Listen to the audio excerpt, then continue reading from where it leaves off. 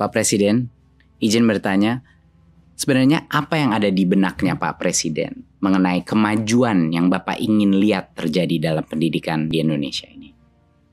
Pendidikan untuk semua. Artinya inklusif, sampai ke pinggiran, sampai ke pelosok desa, pelosok tanah air. Tapi pendidikan yang berkualitas, Ya, itu kunci. yang kompetitif. Dua-duanya harus berjalan bersamaan. Ini kan yang saya tugaskan ke Mas Menteri. Justru dengan sekarang ini ada pandemi, terjadi percepatan untuk digitalisasi. Jadi kalau melihat di lapangan, proses belajar jarak jauh yang kita lakukan, menurut Mas Menteri, seperti apa? Banyak kendalanya. Banyak yang nggak punya HP, banyak yang nggak punya koneksi internet. Dan kita melihat di dunia, memang kualitas daripada pembelajaran itu ada penurunan. Tapi, hal yang dipelajari para guru-guru dan anak-anak mengenai platform-platform digital ini menjadi suatu kesempatan emas bagi kita, Pak Presiden, untuk mengikuti perkembangan itu dan menggunakannya untuk transformasi pendidikan seperti yang Bapak bilang, hybrid. Walaupun anak udah kembali ke sekolah, nanti berbagai macam platform teknologi akan meningkatkan kolaborasi antara guru, orang tua, dan murid dengan cara-cara yang belum bisa kita prediksi, tapi kesempatannya banyak sekali, Pak. Jadi sudah ada terobosan-terobosan? Sudah, Pak. Ke sana? Ada beberapa, ya. Pertama yang saya bilang tadi adalah digitalisasi sekolah akan menjadi salah satu fokus utama di dalam program Merdeka Belajar ini. Tapi ada beberapa program-program yang sangat penting yang sudah diluncurkan, Pak, walaupun dalam masa pandemi. Yang pertama adalah ujian nasional kita ubah menjadi asesmen nasional, di mana sekarang kita bukan mengukur informasi, tapi kita mengukur numerasi dan literasi kemampuan bernalar, Pak, sesuai dengan standar internasional. Dan pertama kalinya di sejarah kita, Pak Presiden, kita akan menambahkan survei karakter, di mana nilai-nilai Pancasila akan bisa kita ukur dan kita kuantifikasi per sekolah.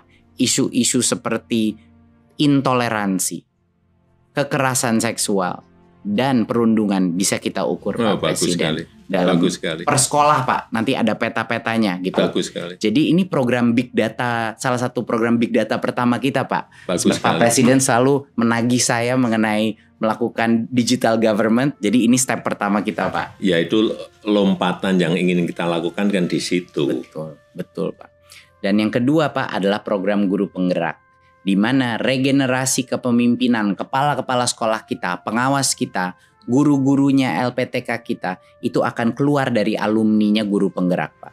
Saya baru aja di Papua, Pak. Kemarin luar biasa, sama di Kalimantan Timur. Banyak dari guru penggerak yang ikut program baru 5 bulan nangis-nangis depan saya, Pak Presiden.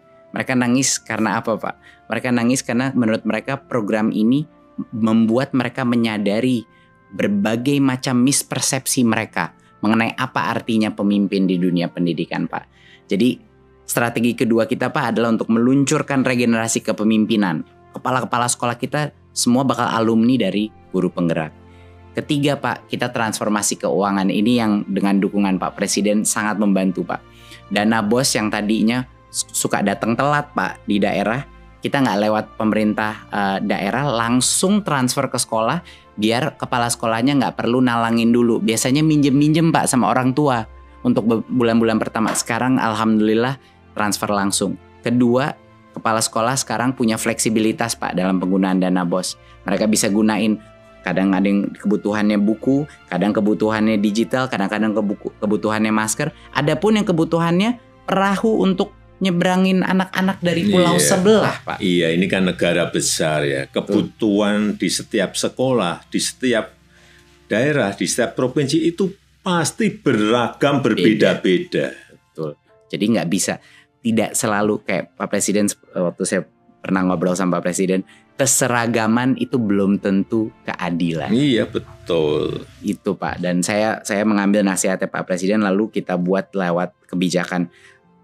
Pak Presiden juga yang mendorong saya waktu itu untuk melakukan transformasi dana BOS majemuk, Pak Presiden.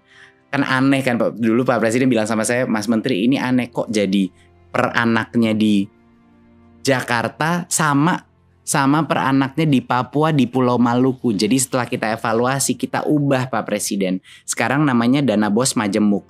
Berdasarkan per anaknya itu berdasarkan indeks kemahalan.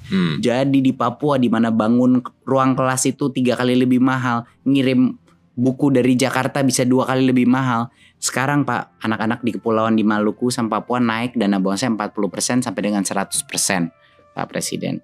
Ya itu yang namanya keadilan. Betul. Belum tentu keseragaman adalah keadilan. Bagaimana sekarang Mas Menteri mengenai infrastruktur dan teknologi untuk sekolah? Digitalisasi sekolah Pak. Tentunya bekerja sama berkoordinasi dengan Menkominfo Pak untuk memastikan bahwa sekolah menjadi prioritas untuk koneksi internet Pak. Dari Kemendikbud kami sedang mempersiapkan program distribusi laptop terbesar Pak yang pernah terjadi. Sehingga anak-anak kita dan guru-guru kita akan bisa mengakses ya, dan tentunya dengan proyektor dan juga dengan wifi router. Kapan itu? Harapannya dalam 1-2 tahun ke depan banyak sekali sekolah kita, puluhan ribu sekolah kita akan menerima paket-paket laptop Pak. Dan juga Pak, beberapa inovasi yang kita lakukan tentunya di Kampus Merdeka dan KIP Kuliah Pak. Di Kampus Merdeka adalah program yang luar biasa didukung Pak Presiden, adalah untuk membuka opsi bagi perusahaan, bagi NGO-NGO untuk membuat kursus-kursus 1 semester yang akan mendapatkan full SKS bagi anak-anak mahasiswa kita. Jadi sekarang belajar bisa di mana-mana. Iya, sekarang artinya belajar itu bisa dengan siapa saja. Belajar juga bisa di mana saja. Dengan siapapun, bisa dengan perbankan, bisa dengan industri, bisa dengan UKM, semuanya bisa. Benar, setuju sekali Pak. Tapi masalahnya dulu Pak Presiden, jangka waktunya kependekan. Kalau mau magang itu cuma 1-2 bulan Pak. Dan anak-anak kuliahnya masih harus ngambil mata kuliah di universitasnya. Sekarang sudah berubah Pak. Dia akan mendapatkan full 20 SKS di dalam perusahaan tersebut. Jadi dia tidak harus mengorbankan SKS dia dan kapan dia lulus. Dan juga disubsidi oleh pemerintah biaya gajinya itu mahasiswa, biaya uang transportnya itu disubsidi Pak oleh pemerintah. Jadi ini kesempatan yang sangat besar bagi perusahaan juga untuk menambahkan talentanya. Itu Pak kira-kira. Ya, inilah perubahan, inilah transformasi yang kita inginkan. Betul Pak, betul Pak. Dan banyak sekali perusahaan yang semangat Pak. Waktu saya bilang sama perusahaannya, Pak Presiden yang minta ini partisipasi semua sektor strategis. Mereka luar biasa semangat ya Pak. Karena ini benar-benar memecahkan masalah mereka juga. Yang kedua Pak adalah KIP Kuliah. Yang kemarin KIP Kuliah baru saja kita melakukan perubahan. Bahwa sebelumnya KIP Kuliah itu cuma 2,4 juta Pak per anak. Masalahnya adalah di prodi-prodi yang sangat baik kualitasnya. Ada banyak yang UKT-nya di atas 2,4 juta Pak. Jadi banyak sekolah-sekolah kita diskriminasi terhadap anak-anak penerima KIP Kuliah karena rugi universitasnya. Nah, barulah kita ubah kebijakannya sehingga kalau prodi A itu bisa sampai dengan 12 juta Pak. Untuk prodi B bisa dengan 4 juta. Jadi ya ini persis sama seperti yang Pak Presiden bilang tadi, kesetaraan belum tentu keadilan. Iya, betul. Sehingga sekarang anak-anak dari Papua atau dari Maluku yang mau masuk ke dalam program yang mahal, misalnya Fakultas Kesehatan, dia bisa tanpa diskriminasi dari universitasnya Pak Presiden. Itu kira-kira Pak, beberapa hal yang memang sudah mendapat dukungan dari Pak Presiden. Bagus. Saya boleh tanya Pak Presiden?